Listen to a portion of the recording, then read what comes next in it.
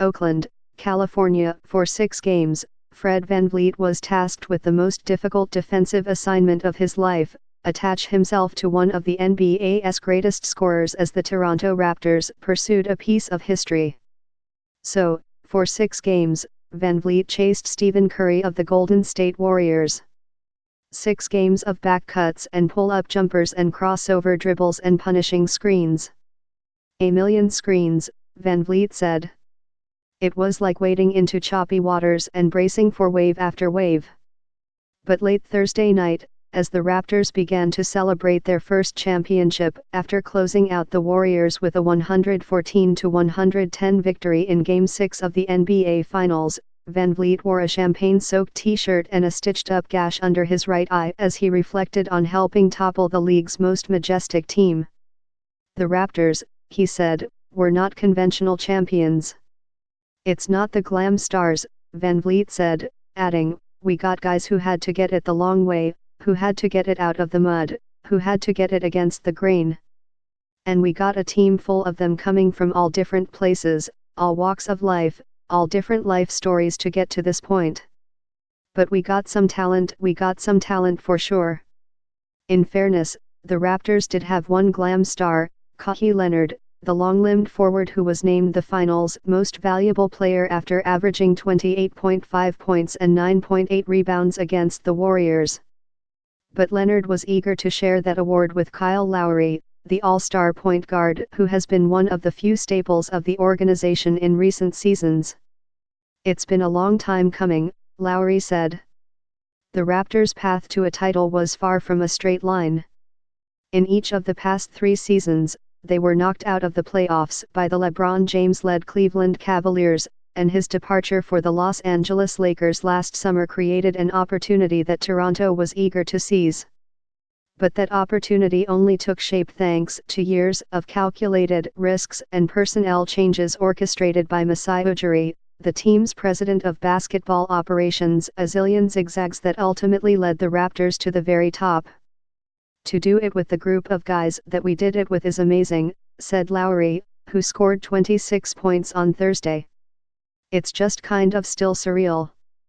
Ujiri's most obvious gamble, of course, was trading for Leonard last summer, even though Leonard had just 1 year remaining on his contract, did not list Toronto as one of his preferred destinations, and was acquired in exchange for DeMar DeRozan, who was shipped to San Antonio after spending 9 seasons with the Raptors. Leonard, aware that Lowry and DeRozan were close, said he sent Lowry a text message after the trade. "I said, let's go out and do something special," Leonard recalled. "I know your best friend left. I know you're mad.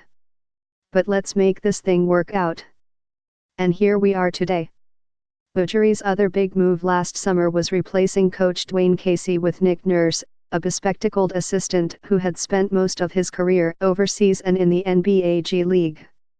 Nurse was both unproven, at least as an NBA coach, and undaunted, and those qualities seemed to make him the perfect fit for a team full of strivers. 2 months of playoff basketball, and they never seemed tired to me, Nurse said. Mentally, they kept wanting film sessions, they kept wanting to walk through some things, they kept wanting to keep learning and improving. The Raptors have turned player development into something of a science.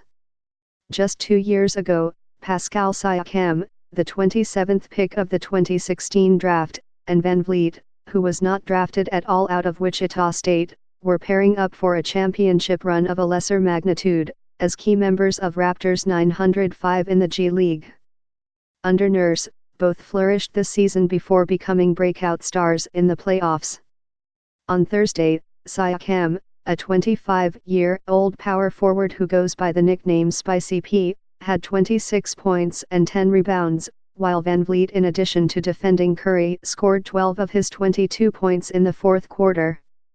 It was an eventful series for VanVleet, a third-year point guard who scored 15 points off the bench in Game 1, lost part of a tooth after getting elbowed in Game 4, then reeled off a collection of crucial plays in Game 6. He made 5 three-pointers, including one that gave the Raptors the lead for good with less than 4 minutes to play. After the final buzzer, VanVleet and Curry embraced.